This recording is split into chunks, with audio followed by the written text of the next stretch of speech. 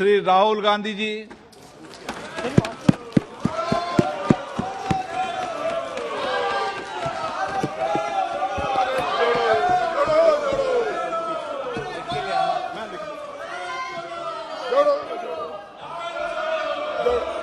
Speaker sir, thank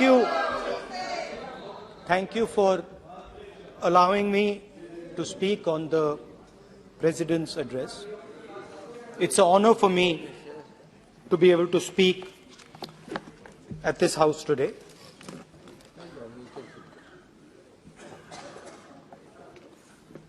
जैसे आप सबको मालूम है, पिछले 4 महीनों में हम भारत जोड़ो यात्रा कन्याकुमारी से लेकर कश्मीर तक हम पैदल चले।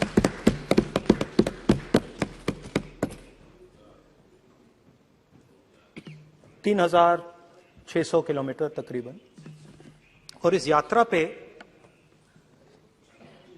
बहुत कुछ सीखने को मिला।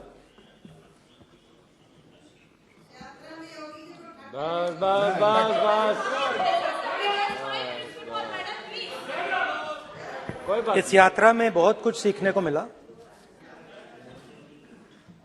और जो जनता की आवाज, हिंदुस्तान की आवाज है, उसको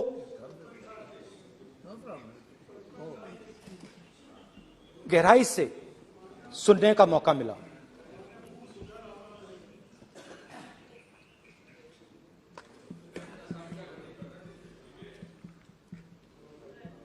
शुरुआत में, यात्रा की शुरुआत में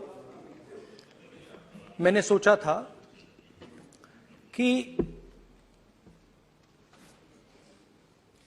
3,500 किलोमीटर चलने हैं और मुश्किल है मगर किया जा सकता है।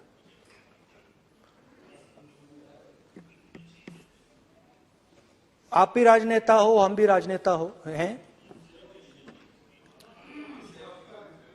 हाँ सेवक कह लीजिए। और नॉर्मली आजकल की राजनीति में जो हमारी पुराना ट्रेडिशन था पैदल चलने का, वो आजकल हम सब लोग, हम भी आप भी, उस ट्रेडिशन को शायद भूल गए या उसका हम पालन नहीं करते। मैं भी उसमें शामिल था, आप भी उसमें शामिल हैं। हम सब, कोई गाड़ी में जाता है, कोई हवाई जहाज में जाता है, कोई हेलीकॉप्टर में जाता है, मगर पैदल कम चलते हैं। ठीक है, ठीक है। और जब पैदल चला जाता है, हाँ पैदल जाएंगे, सब जगह पैदल जाएंगे, घबराइए मत। तो जब पैदल चला जाता है,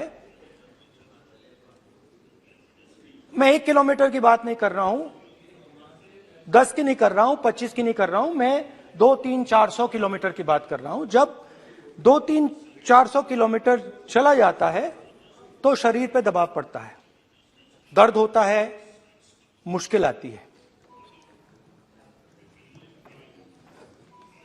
शुरुआत में चलते वक्त लोगों की आवाज सुन रहे थे हम, मगर हमारे दिल में यह भी था कि हम भी अपनी बात रखें। कोई हमारे पास आता था, कहता था कि मैं बेरोजगार हूं, और हमें लगता था कि नहीं, हमें कहना चाहिए कि तुम बेरोजगार क्यों हो, कारण क्या है। उसमें हम विपक्ष का रोल भी प्ले कर लेते थे, आपकी भी बुराई कर देते थे। नहीं, वो तो है, वो भी करेंगे, हम भी करेंगे, मगर थोड़ी देर चलने के बाद एक बदलाव आया और जो हमारी आवाज थी, जो ये डिजायर था बोलने का कि भैया बेरोजगारी इसलिए है, महंगाई इसलिए है, वो बिल्कुल बंद हो गई। क्योंकि हमने इतने लोगों से बात की, मतलब हजारों लोगों से बात की, बच्चों से, बुजुर्गों से, महिलाओं से, माताओं से, बहनों से, कि थोड़ी देर बाद ये बिल्कुल आवाज बंद हो गई। और फिर हम गहराई से, और मैं खुल के कह सकता हूं, मैंने तो अपनी जिंदगी में इस प्रकार से कभी पहले सुना ही नहीं था। क्योंकि हम सब में थोड़ा सा अहंकार होता है कि हम ही बता दें, अपनी बात रखते।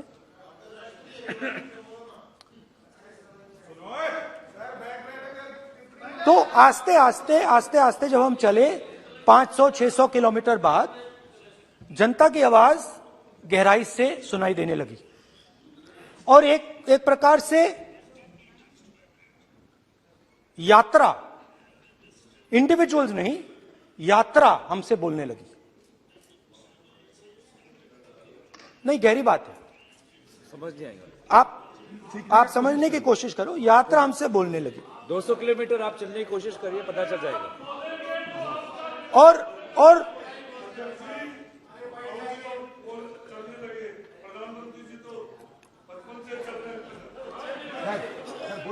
वो चाय बेचने इसलिए जाते थे। तो यात्रा बोलने लगी। कोई आता था, कहता था, युवक आता था, कहता था मैं बेरोजगार हूं। हम सवाल पूछते थे, क्या पढ़ा आपने? इंजीनियरिंग की, अब क्या करते हो? कोई कहता था मैं बेरोजगार हूं, कोई कहता था मैं उबर चलाता हूं, कोई कहता था मैं मजदूरी करता हूं। किसान आए हजारों। प्रधानमंत्री बीमा योजना की बात की कि हम पैसा भरते हैं, तूफान आता है, आंधी आती है, पैसा गायब हो जाता है।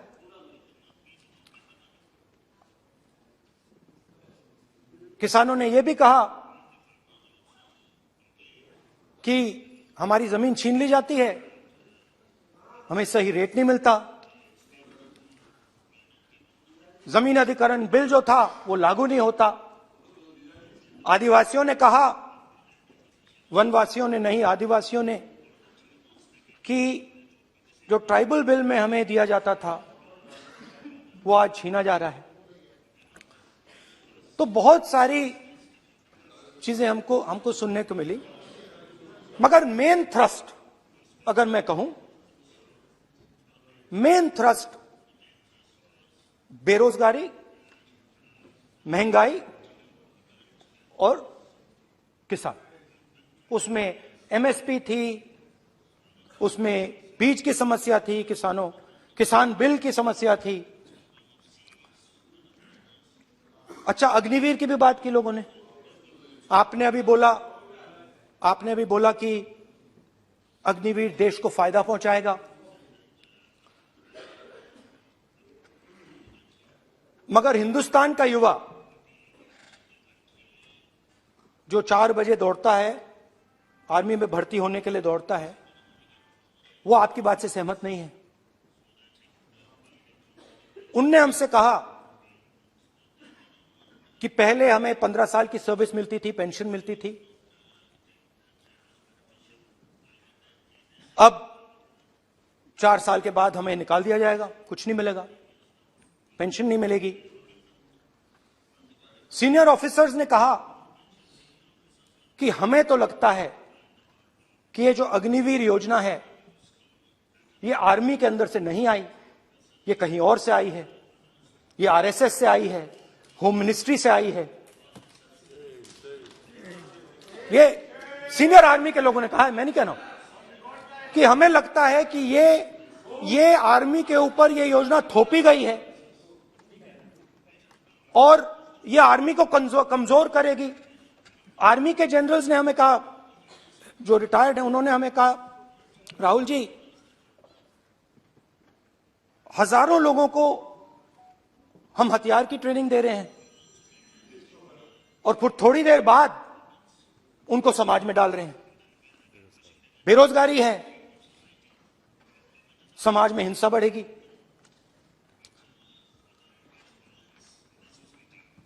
तो उनके मन में था कि ये जो अग्निवीर योजना जो है,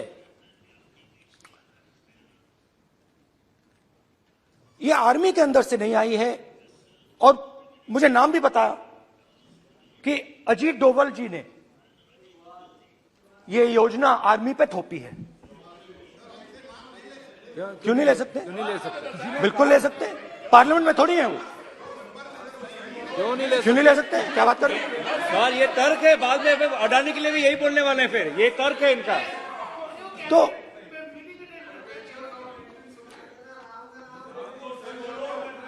तो इंटरेस्टिंग बात यह है, इंटरेस्टिंग बात यह है कि मैंने फिर प्रेसिडेंट्स एड्रेस पढ़ा।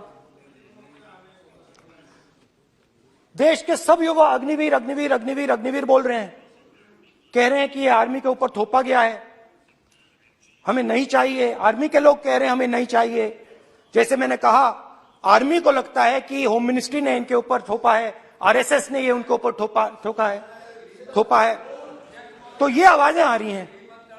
अब मैंने आपका बढ़िए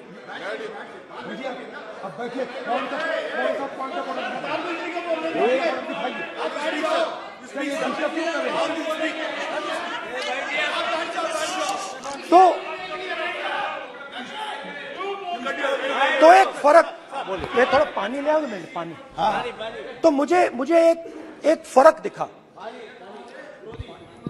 प्रेसिडेंट्स एड्रेस में बहुत सारी चीजें बोली गई। अग्निवीर के लिए एक लाइन थी, एक शब्द, एक बार अग्निवीर शब्द का प्रयोग किया गया, और वो भी अग्निवीर योजना हमने दी। उससे ज्यादा कुछ नहीं बोला। कहां से आई, कौन लाया, किसको फायदा होगा, ये नहीं बोला। बेरोजगारी शब्द ही नहीं था उसमें। आपने देखा होगा, बेरोजगारी शब्द ही नहीं था प्रेसिडेंट एड्रेस में। महंगाई शब्द ही नहीं था। तो जो यात्रा में हमें सुनने को मिला, अग्निवीर, महंगाई, किसान, बेरोजगारी, प्रेसिडेंट एड्रेस में था ही नहीं। तो ये मुझे थोड़ा अजीब लगा कि जनता कुछ कह रही है और प्रेसिडेंट एड्रेस में कुछ और सुनाई दे रहा है। अच्छा, एक और चीज हमें बताई गई। तमिलनाडु से लेकर केरला, महाराष्ट्र, मध्य प्रदेश, सब जगह एक नाम सब जगह हमें सुनने को मिला, अदानी। यह नाम पूरे हिंदुस्तान में,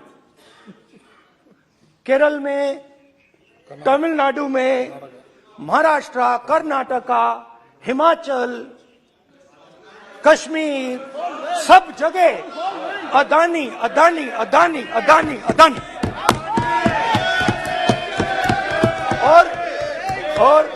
और ये नाम नहीं, और इस नाम के बारे में जब लोग बोलते थे मुझसे, तो 2-3 सवाल पूछते थे।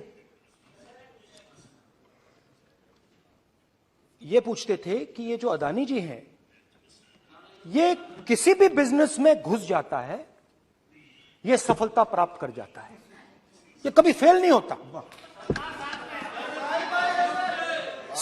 और युवाओं ने मुझसे यह सवाल पूछा कि भाई ये हो क्या रहा है, हम भी सीखना चाहते हैं। मोदी जी ने कहा स्टार्टअप करो, हम भी अदानी जी जैसे बनना चाहते हैं। तो भैया किसी भी बिजनेस में घुस जाओ और एकदम सक्सेस हो जाए। यह पहला सवाल था।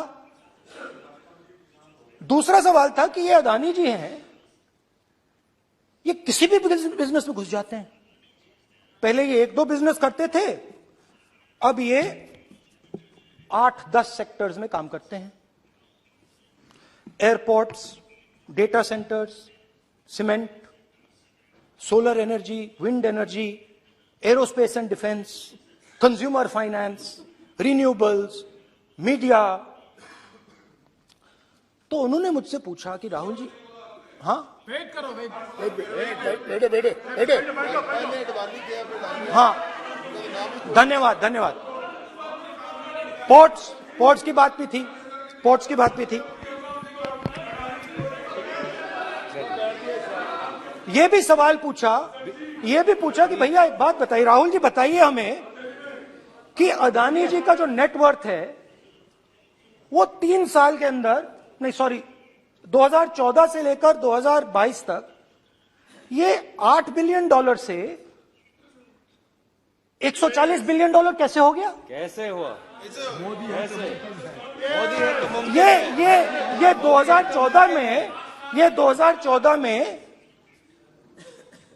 अगर आप दुनिया की, मुस्कुरा रहे हैं आप, बीजेपी में है ना आप, तो ये लिस्ट आती है, एक लिस्ट आती है दुनिया के सबसे अमीर लोगों की। इस पे ये 609 नंबर पे थे 14 में। 609 पीछे बिल्कुल। पता नहीं जादू हुआ, दूसरे नंबर पे पहुंच गए। मोदी है तो मुमकिन है।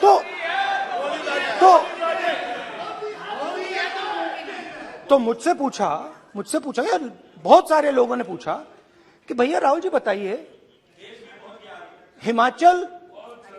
हिमाचल में सेब की बात होती है अदानी जी, कश्मीर में सेब की बात होती है अदानी जी, पोर्ट्स की बात होती है अदानी जी, एयरपोर्ट्स की बात होती है अदानी जी, इंफ्रास्ट्रक्चर। अच्छा, हम सड़क पे चल रहे हैं, मैं पूछूं किसने बनाई? अदानी जी।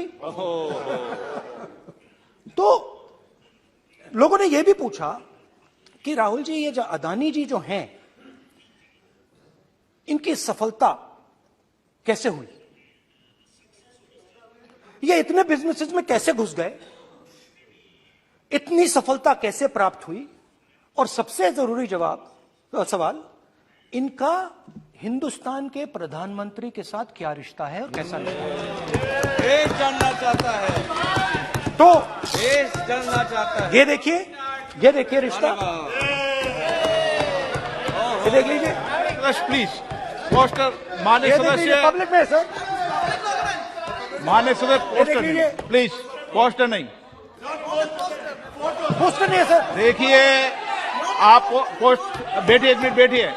आप पोस्टरबाजी करेंगे तो इधर नहीं सर। कहेंगे राजस्थान के मुख्यमंत्री का पोस्टर चिपकाएंगे। पोस्टरबाजी के लिए सदन नहीं है, आप बात सर। करें, पोस्टरबाजी नहीं। स्पीकर सर, आप वरिष्ठ सदस्य हैं, स्पीकर सर, तो पोस्टरबाजी उचित नहीं है। स्पीकर सर, पोस्टरबाजी उचित नहीं है, सर। प्लीज। राजस्थान के मुख्यमंत्री, ये सच्चाई है।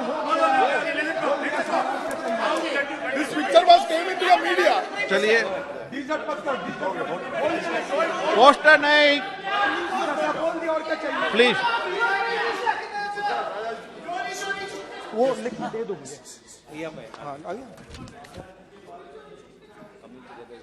Just write it neatly. तो नहीं स्पीकर सर, वो फोटो है सर, वो पोस्टर नहीं है। आप वरिष्ठ सदस्य हैं, प्राइम मिनिस्टर की पोस्टर और फोटो है सर, उसमें नियम में बहुत नहीं है, उनका अच्छा चेहरा सदन ने दिख नियम रहा है। बनाया है।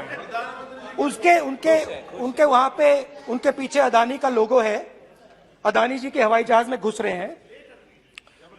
तो मैंने सोचा कि आज के प्रेसिडेंट्स एड्रेस में मैं थोड़ा जो नरेंद्र मोदी जी का और अदानी जी का रिश्ता है उसके बारे में आपको थोड़ा बता देता हूं। प्लीज प्लीज बताइए।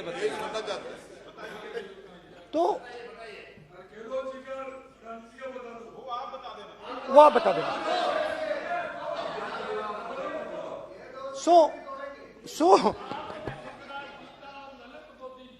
So the relationship begins many years ago when Narendra Modi ji was the Chief Minister of Gujarat.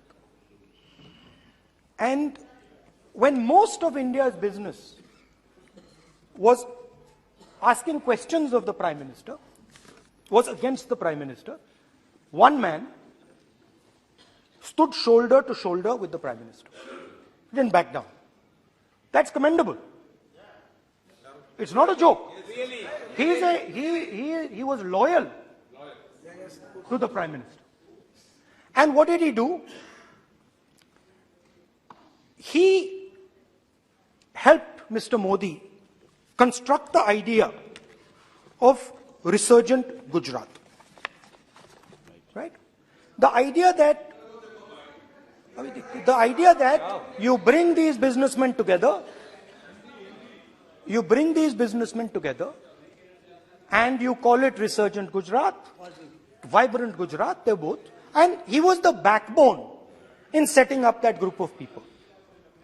Okay? And the result of that was tremendous growth of his businesses in Gujarat. Expansion of his businesses. I think then the real magic starts. जब प्रधानमंत्री जी दिल्ली आते हैं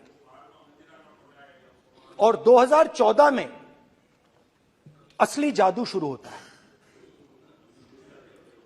मैंने कहा कि 2014 में वो 609 number पे थे, कुछ ही सालों में वो दूसरे नंबर पे पहुंच गए। कैसे पहुंचे? मैं आपको, बहुत सारी इंडस्ट्रीज में काम करते हैं, मैं आपको 2-3 इंडस्ट्रीज का उदाहरण दे देता हूं। एयरपोर्ट इंडस्ट्री की बात, एयरपोर्ट्स की बात करते हैं।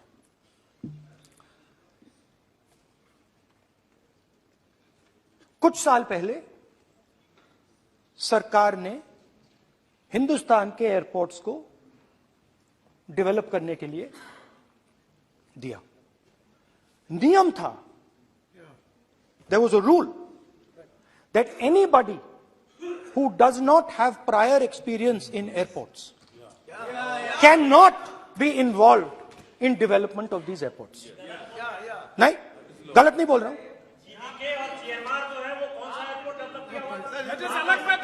आप बैठ जाइए।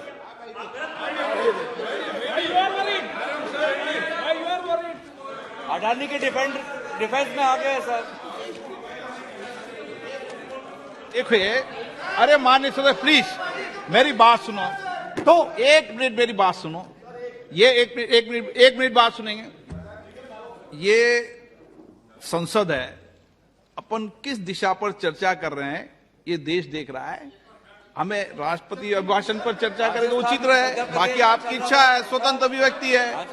मेरा मानना ये तो अपन एक विषय पर ओके, तो आपको तो रूल था, नियम था। हाँ, पॉइंट ऑफ ऑर्डर किस पे है ये? सर कैसे एयरपोर्ट का प्राइवेटाइजेशन तो उनके समय हुआ, ऐसी कोई पार्टी थी जिसका अनुभव था? ये कौन सी बात कर रहे हैं? बोलिए। ओके प्लीज ओके, बोलने दे आपको नेता को, तो बोलने दे आपको नेता को। रूल था, प्लीज बोलने दे। रूल था कि अगर कोई एयरपोर्ट बिजनेस में नहीं था तो वो इन एयरपोर्ट्स को ले नहीं सकता था। इस रूल को हिंदुस्तान की सरकार ने बदला। किसी ने भी बनाया हो रूल था, किसी ने भी बनाया हो रूल था। रूल बनाया किसने बात नहीं है, रूल बदला किसने बात है। रूल बदला गया,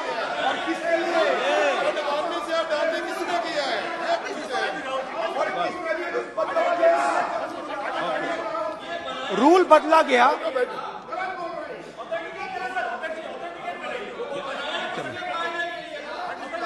चलता रहेगा क्या सर? आप रूल को बदला गया। सर बोलने दीजिए। करना चाहिए सर, ऑथेंटिकेट करना चाहिए। चलिए आप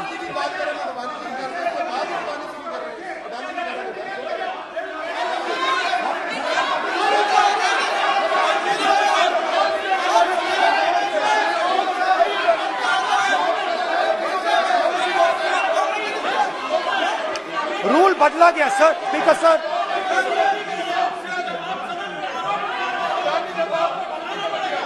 बैठे बैठे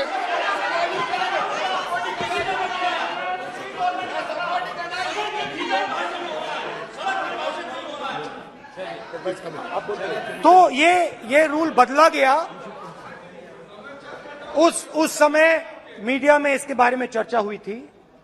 रूल बदला गया और अदानी जी को 6 एयरपोर्ट्स दिए गए। उसके बाद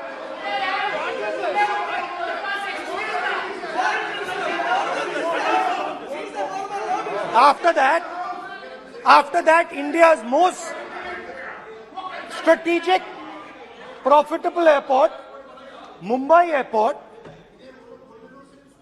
was taken away by GVK, hijacked by using the agencies.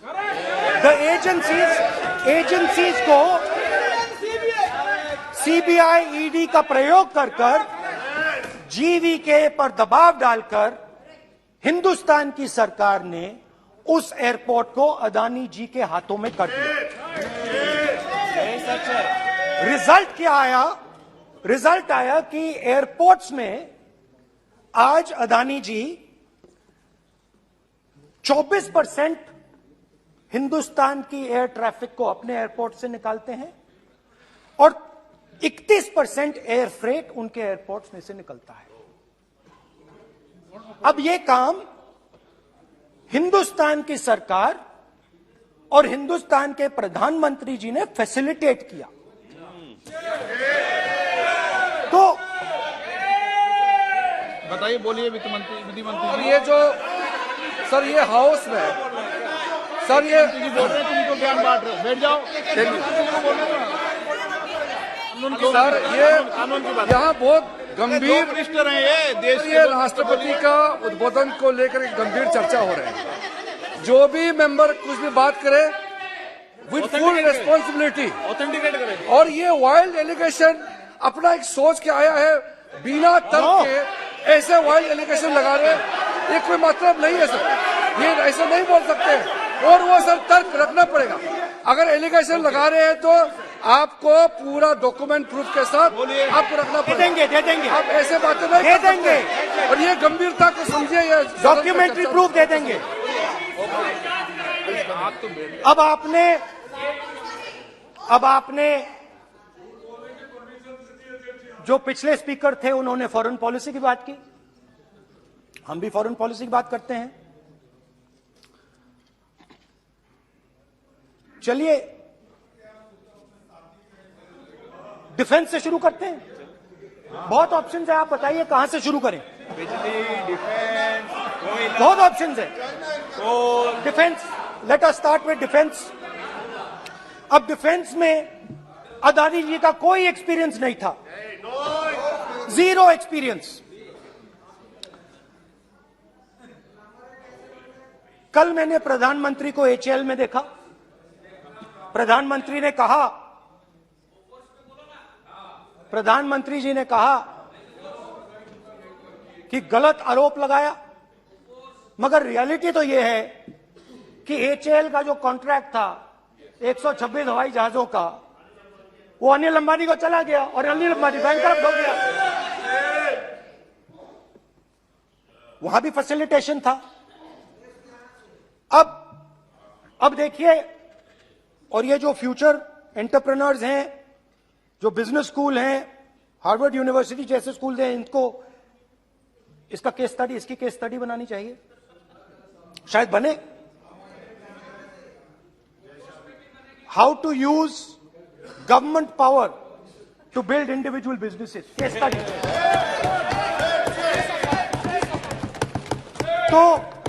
तो अब देखिए, अदानी जी की डिफेंस में इंटरेस्ट देखिए।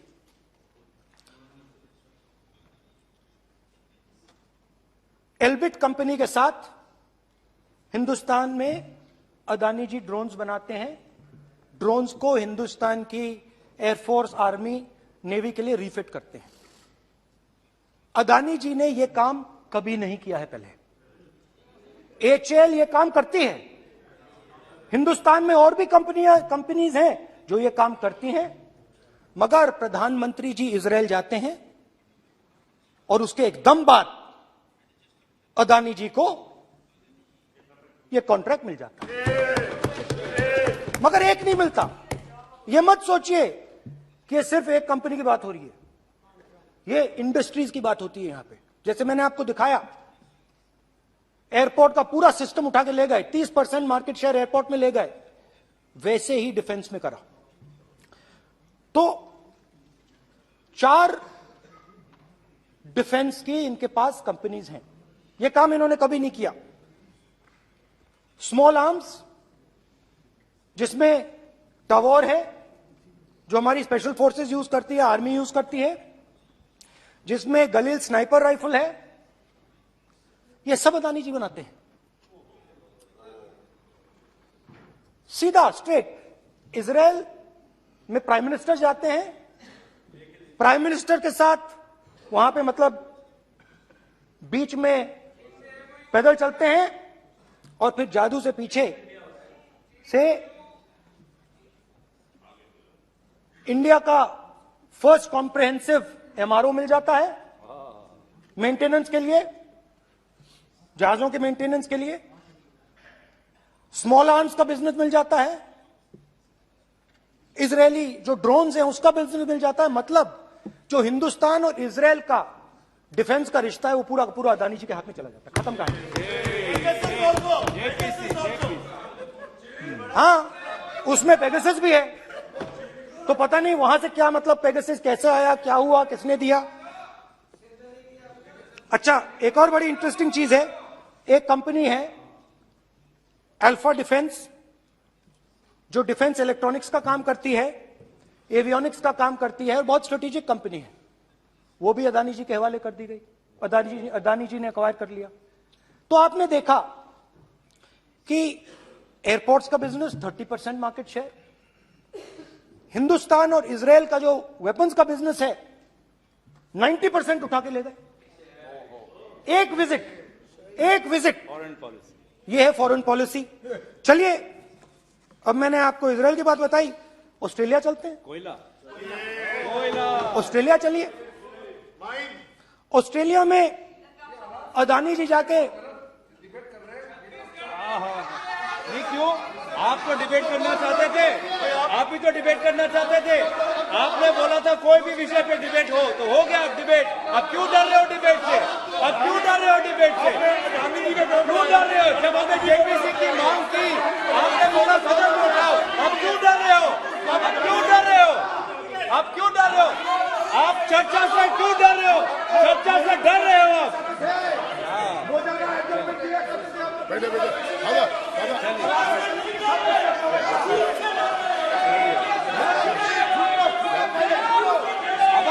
अब सुनना पड़ेगा, अब सुनना पड़ेगा, अब सुनना पड़ेगा। ऑस्ट्रेलिया जाते हैं, प्रधानमंत्री ऑस्ट्रेलिया जाते हैं।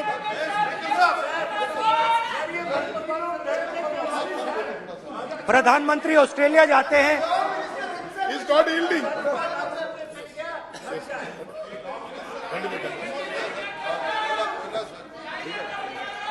ऑस्ट्रेलिया जाते हैं। क्या नंबर बताएं? 369। सर ये क्या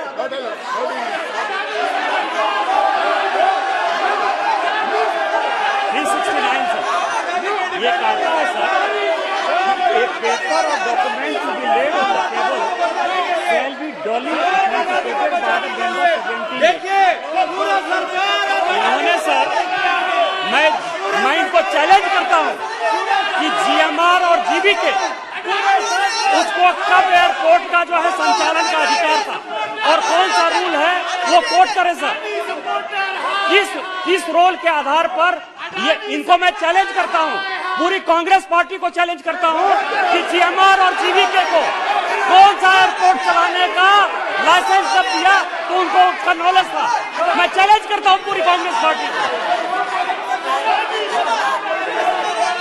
जब इन्होंने बिरला को बनाने का दिया, डालमिया को बनाने का दिया, टाटा को बनाने का दिया लाइसेंस, उस वक्त उनको कौन सा मोटर चलाने का अधिकार था सर? ये गलत बयानी कर रहे हैं। मेरा ये कहना है कि आप एलिगेशन प्रधानमंत्री के ऊपर लगा रहे हैं, आप पेपर दीजिए। और कौन सा रूल भारत सरकार ने चेंज किया एयरपोर्ट में अडानी के लिए, वो ऑथेंटिकेट कीजिए, नहीं तो इस तरह की बात नहीं कर सकते हैं।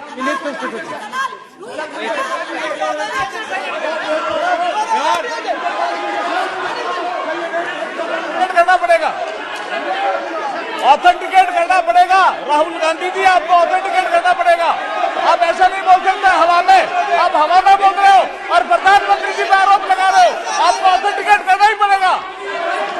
आप ऐसे ही बोल रहे हो कि जीएमआर का जीवीके के समय रूल था, कहा था रूल? कोई रूल नहीं था। आपको यू हैव टू ऑथेंटिकेट, और ऑथेंटिकेट करके ही रखना पड़ेगा आपको। पहले रखिए और उसके बाद आगे बात करने देंगे, नहीं तो माफी मांगिए देश से। आप प्रधानमंत्री जी पर आरोप लगा रहे हैं, सर बोलने दीजिए। अनाप शनाप आरोप लगा रहे हैं, बिना किसी डॉक्यूमेंट के आरोप लगा रहे हैं प्रधानमंत्री जी पे।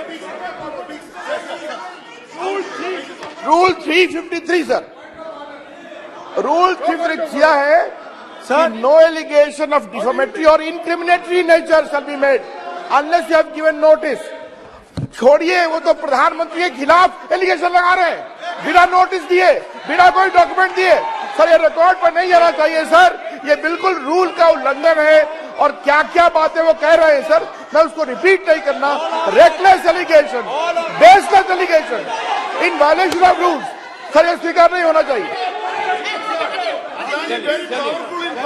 ओके सर, लेट अस एक सब बैठिए। ऑस्ट्रेलिया पीएम जाते प्लीज हैं। बैठिए, आप प्लीज बैठिए। वरिष्ठ वकील साहब बैठिए। ऑस्ट्रेलिया जाते हैं। एक मिनट राहुल जी, एक मिनट। नियम 369 भी मैंने देखा है, 333 भी देखा है। मेरा आग्रह है, सदन भारत की संसद है, हम एक ही विषय पर सारी राष्ट्रपति की चर्चा लगाए, ये उचित है क्या? फिर आपको बोलना बोले नहीं स्पीकर, गलत तरीका है। राहुल गांधी जी, आप बोल नहीं, गलत तरीका है। क्या देश को संदेश देना चाहते हैं आप? क्या संदेश देना चाहते हैं देश को? चलिए राहुल गांधी जी। ऑस्ट्रेलिया में प्रधानमंत्री जाते हैं। आप बोलिए सर, स्पीकर सर,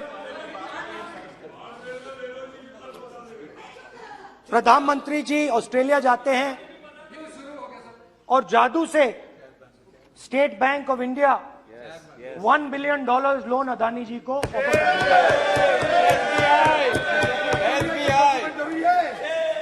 सर इसका भी डॉक्यूमेंट जरूरी है क्या, बताओ? मोदी जी, आपका सरकार की पास है। अधीर प्लीज।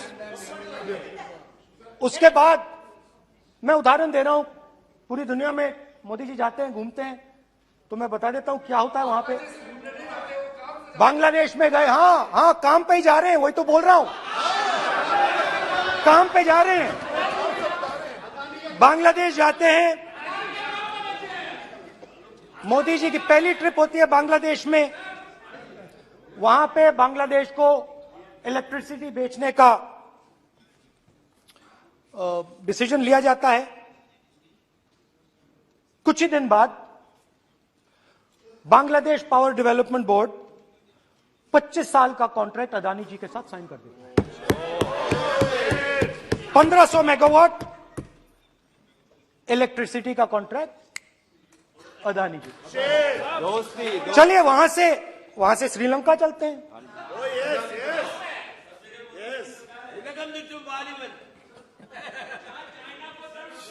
जून 2022 में Chairman of Sri Lanka's Ceylon Electricity Board, MMC Fernando, informed a parliamentary committee in Sri Lanka in open hearing that he was told by President Rajapaksa that PM Modi pressured him to give the wind power project directly to Mr. Adani.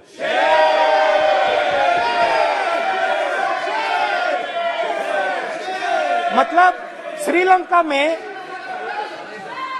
Sri Lanka electricity board के chairman कहते हैं कि उन्होंने राजापाक्सा जी ने कहा कि हिंदुस्तान के प्रधानमंत्री ने उनको कहा है कि ये विंड पावर का प्रोजेक्ट है, ये अदानी जी को देना है। तो ये रही आपकी फॉरेन पॉलिसी। ये हिंदुस्तान की फॉरेन पॉलिसी नहीं है, ये अदानी जी की फॉरेन पॉलिसी है, उनके बिजनेसेस बनाने की फॉरेन पॉलिसी है। अब यात्रा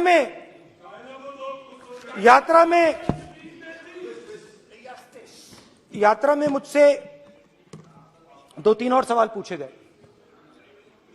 यात्रा में लोगों ने मुझसे पूछा, राहुल जी ये जो LIC कंपनी है, इसका पैसा अदानी जी की मदद करने के लिए क्यों डाला जा रहा है? उन्होंने यह भी पूछा कि अदानी जी के जो शेयर्स हैं बड़े वोलेटाइल हैं, उसमें LIC का पैसा क्यों डाला जा रहा है? तो मेरा कहना है कि एक सेकंड, मेरा कहना है कि अदानी जी की मदद प्रधानमंत्री जी और हिंदुस्तान की सरकार कैसे करती है? हजारों करोड़ रुपए हिंदुस्तान के public sector banks Adani ji को मिलता है। 27,000 करोड़ रुपए SBI, PNB 7,000 crore, bank of Baroda 5,500 crore, ये मैं लिस्ट चलती जाएगी। LIC का एक्सपोजर 36,000 करोड़ रुपए, 3 crore SBI and other PSU bank holders. Money is going to Mr. Adani and to finance.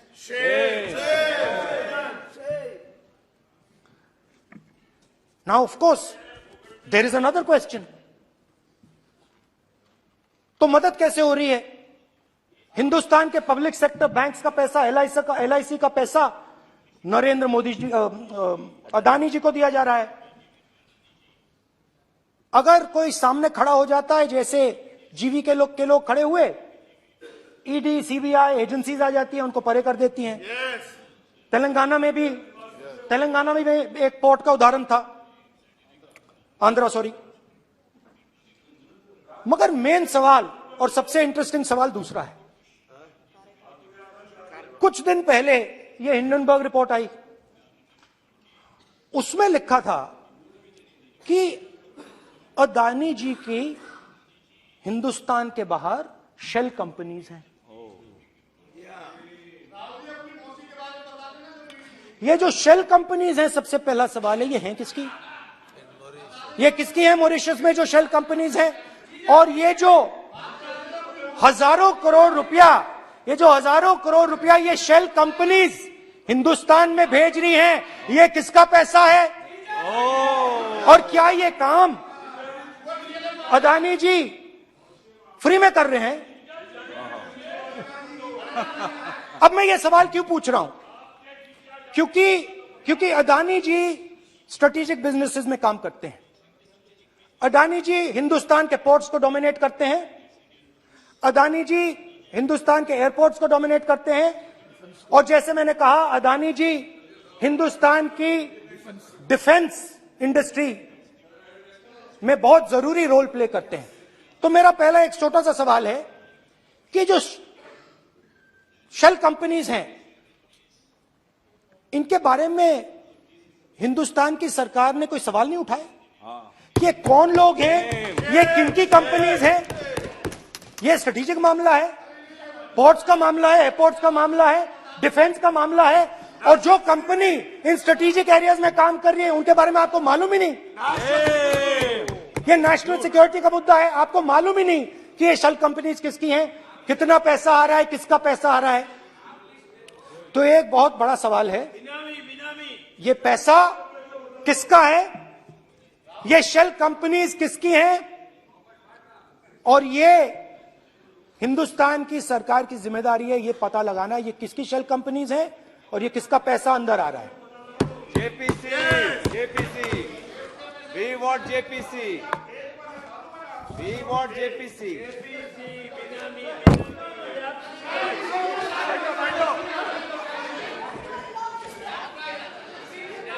अच्छा अच्छा अब चलिए छोटा सा बजट के बारे में बता देता हूं। 2022 में अदानी जी अनाउंस करते हैं कि वो $50 बिलियन इन्वेस्ट करेंगे to build the world's largest green hydrogen ecosystem. और इस बजट में बीजेपी की सरकार निर्मला सीतारमण जी कहती हैं हम ग्रीन हाइड्रोजन के लिए बहुत ह्यूज इंसेंटिव्स देंगे। 19,700 करोड़ रुपए हम ग्रीन हाइड्रोजन के लिए देंगे, मतलब अदानी जी को देंगे। जुगलबंदी बजट में अदानी जी के लिए 50 नए airport, coastal shipping, horticulture, grain storage, ये सब काम आप कर रहे हैं। तो मेरे सिर्फ कल प्रधानमंत्री जी आज कल भाषण देंगे, मेरे उनसे 2-3 छोटे से सवाल हैं। मेरा प्रधानमंत्री जी से 2-3 सवाल है। पहले अदानी जी के हवाई जहाज में मोदी जी जाते थे, अब मोदी जी के हवाई जहाज में अदानी जी जाते हैं। पहले लोकल मामला था, फिर नेशनल मामला हो गया, उसके बाद इंटरनेशनल मामला हो गया। अदानी जी के लिए बोरिस जॉनसन का बेटा काम करता है, आपको पता नहीं मालूम है या नहीं मालूम? भाई सॉरी, नहीं बेटा भी, भाई काम करता है। तो ये मामला पहले गुजरात का मामला था, फिर ये हिंदुस्तान का मामला हुआ, अब ये इंटरनेशनल मामला हो गया है। तो मेरा सवाल प्रधानमंत्री जी से, और सिंपल सवाल है, प्रधानमंत्री जी आपकी फॉरेन ट्रिप्स पे अदानी जी और आप कितनी बार एक साथ गए? अदानी जी, how many times did you travel together with Adani ji? How many times did Adani ji join you later on a visit? How many times did Adani ji travel to a country immediately after you did? And in how many of these countries after you visited did Adani ji get a contract? Also an important question, जरूरी सवाल, अदानी जी ने BJP को पिछले 20 साल में कितने पैसे दिए हैं?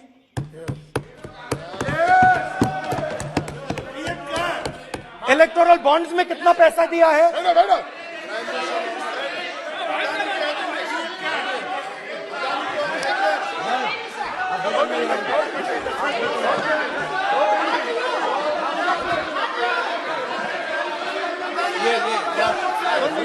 And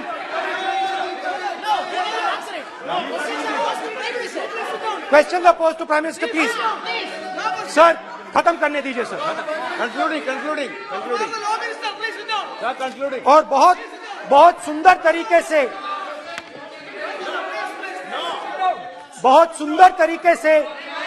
वो और मैं सिर्फ इतना कहना चाहता हूं, राहुल जी अभी आप सीनियर एमपी हो गए हैं, आप एक सीनियर एमपी हो चुके हैं। हम लोग एक्सपेक्ट करते हैं कि इस सदन का सदस्य होने के नाते जो भी बातें आप करेंगे गंभीरता से आप बात करेंगे। बाहर आप जो भी भाषण देते हैं हम लोग उसको रोक नहीं सकते हैं। इस सदन के अंदर में जो भी बात कही जाती है पूरा गंभीरता के साथ, प्रमाण के साथ कहे जाना चाहिए, ये परंपरा है। और राहुल जी ने कहा कि प्रधानमंत्री विदेश घूमने जाते हैं, तो मैंने आज वो जो युवाओं ने मुझसे सवाल पूछा था कि अदानी जी की इतनी बिजनेस एक्यूमेंट कहां से आई, इतने अलग अलग सेक्टर्स में अदानी जी ने कैसे सक्सेस प्राप्त की, अदानी जी के बारे में पूरी दुनिया को स्टडी करनी चाहिए, हार्वर्ड यूनिवर्सिटी को स्टडी करनी चाहिए कि पॉलिटिक्स के बीच में और बिजनेस के बीच में कैसा रिश्ता होता है। India is a case study and prime minister Narendra Modi should be given a gold medal in this. Now बहुत अच्छी तरह बीजेपी के जो पिछले स्पीकर थे उन्होंने मेरे भाषण को इंकैप्सुलेट किया मेरे लिए। बहुत अच्छी तरह आपने जो मैं सोच रहा था आपने उससे और भी अच्छी तरीके से बोल दिया। Coming together is a beginning, keeping together is progress, working together is success. Adani ji and Narendra Modi ji, thank you.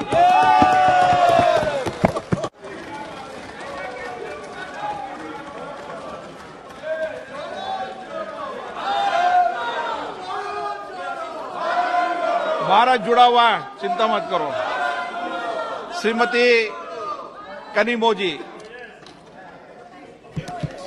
माननीय सदस्य मैं आग्रह कर सकता हूं, सदन आपका है। कोई अपनी यात्रा पर चर्चा करता है, कोई करता है, अच्छी हो राष्ट्रपति अभिभाषण पर चर्चा करो आप, तो ठीक लगेगा।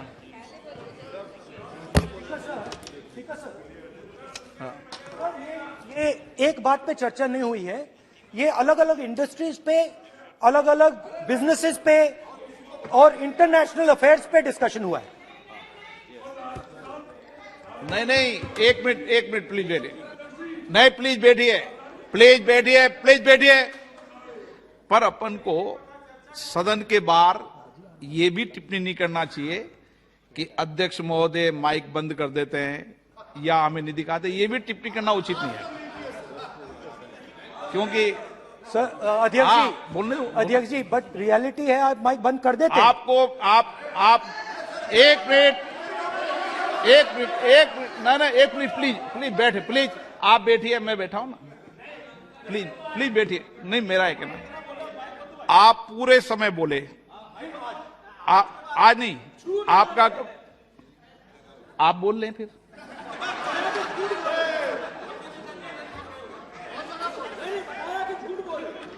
आप पूरे, ठीक है, थैंक यू।